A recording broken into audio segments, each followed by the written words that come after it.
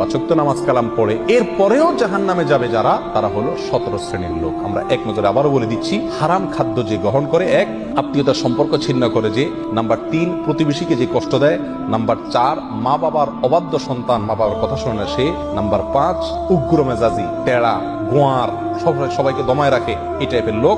Number 6 অধীনস্থদেরকে, প্রজাদেরকে, যে সমস্ত শাসকেরা, যে সমস্ত রাজারা, যে সমস্ত রাষ্ট্রপ্রধানেরা, সরকার প্রধানেরা বা যে যে লেভেলে আছে সে তার প্রজাদেরকে ধোঁকা দেয় যে।